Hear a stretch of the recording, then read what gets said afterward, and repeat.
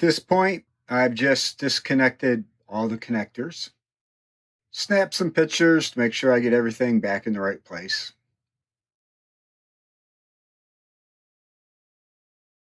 And here's a quick look with the main circuit board removed.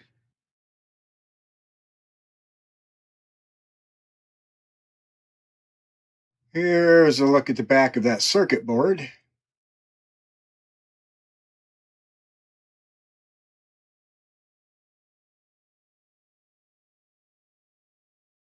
Get a little bit closer look at the markings.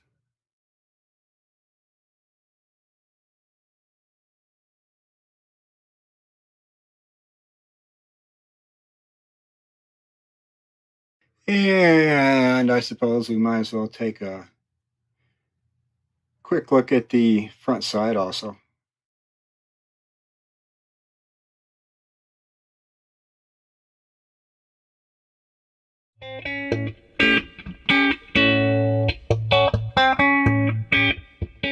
So I had some parts come in today. A bunch of Fender solid state style jacks. I'm presently working on a Fender Ultra Chorus. Actually, here's a circuit board for that amplifier. And when I replace these style jacks, I like to snip these out carefully with some wire snips and leave like little nubs here that I can heat up with a soldering iron and remove them. For me, it's the best way I found to remove these without causing much damage to the circuit board. Not that I'll be putting all these jacks into that one amplifier, but I like to buy a couple extra parts when I'm making orders, eat up shipping some, have some parts on hand. And here's electrolytic capacitors that are going to go into the Peavey Classic VT that this video is about. And actually, here's the circuit board to that Peavey Classic VT. And once I get these electrolytics replaced, I'll be back. I'll be back. Arr, matey.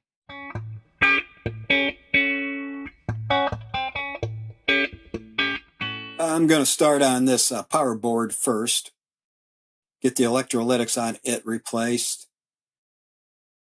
I also need to remove that resistor, test it, see if it's any good. Should replace it either way by the looks of it. And I'm thinking that circuit board is probably going to need a little repair work, but we'll see what happens. Here's a look at the backside of the power module board. Let's see. There's one of the markings. And spin around this way. There's the other one, power module. Well, as far as I can tell, that resistor says it's supposed to be 400 ohms. But at 13.6K, I believe it's just a little bit out of tolerance. So yeah, I'm not thinking we're going to use that one. Well, I think that's a little bit closer to 400 ohms. We'll see if we can't get this one to fit in there. At this point, I just decided to remove the power board and rebuild it. Might as well, I'm into it this much. I got all the components removed from the power board, including the area here that the bad resistor incinerated. I used the multimeter, and actually I didn't get any conductivity between any of the traces before I cleaned it, but I just didn't feel comfortable leaving it that way, so I removed it. I was thinking about filling it with some high heat epoxy or something, but actually this doesn't fit in there too bad. Got the power board all repopulated. Pretty much rebuilt it. Every component is new. Figured I was doing it. Might as well do it.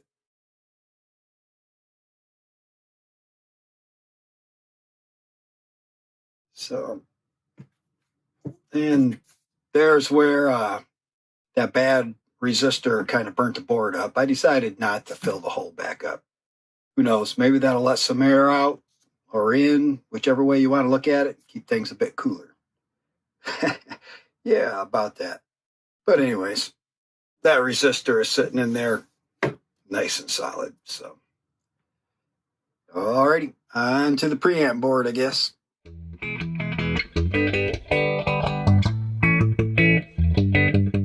All right, I got all the electrolytic capacitors replaced.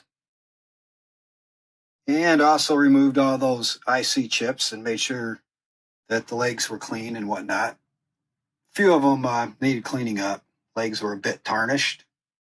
I did replace the two 22K carbon composition resistors that were right there. Replaced them with the two carbon film resistors. The original carbon comps were a bit out of specs, not horrible, but enough that I decided to change them.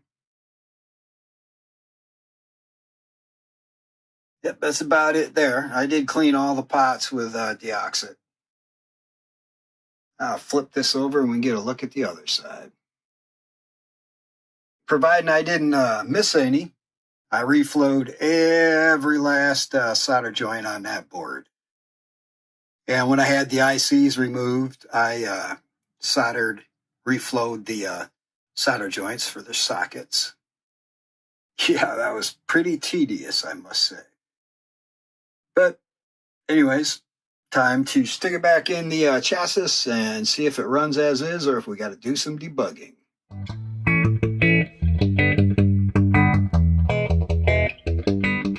The reverb tank is functioning properly, but figure remove it, see if it needs a cleaning or dusting or what have you up underneath there.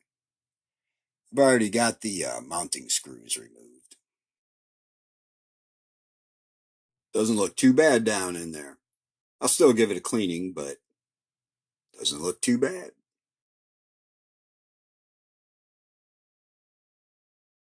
Well, there she be, all cleaned up. Not perfect, but not too shabby. I used deoxit on all the springs, including the reverb springs and the suspension springs. And then I very carefully blew them off with my compressor. Also used some deoxit on the input and output jacks. All in all, not too bad. And there she be, the reverb tank, reinstalled on the chassis and ready to go.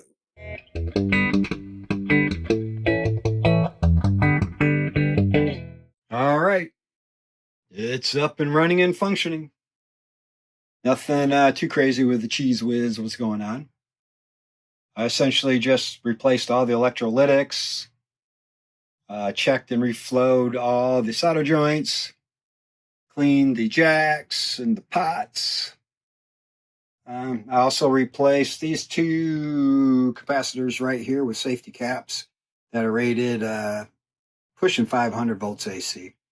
I know some people would remove them, rewire it, or what have you, but this keeps the circuit more original, and these will fail open. And I prefer the circuit to be more original, so yeah, that's what I did. And the only real issue I had was with the phaser not working. The phaser wasn't working due to this IC right here, and that would be a 7048 74 78. I've contacted Peavey about getting replacements for it via email, waiting to hear back from them. At the moment, I have an LM3080N in there, which it functions. But a little note on this, the LM3080Ns will work in some of the positions for the 7048, 74, 78s, but not others. Sometimes it works, sometimes it doesn't, sometimes it's kind of wonky. So I used a chip down on this end, which also has an LM3080N now. Not that it was bad, but I just wanted to have an original around. But this is U2, I believe, not the band, but the IC. And it's related to the auto mix circuit. No real big secret to how I found the bad chip. I just swapped out known good chips in the phase circuit here until I found the bad chip. Anyways, let's see if I can't pull my zoom out here and maybe get some sound bites of the phaser working.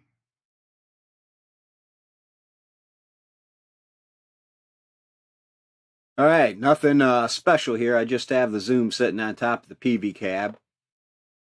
Zoom sitting on a couple old rags. Try to keep the vibration down, but yeah, we'll go with that. Might as well listen to the reverb too while we're at it. And then I'll switch over to the phaser, play around with that a bit. Reverb, couple different settings.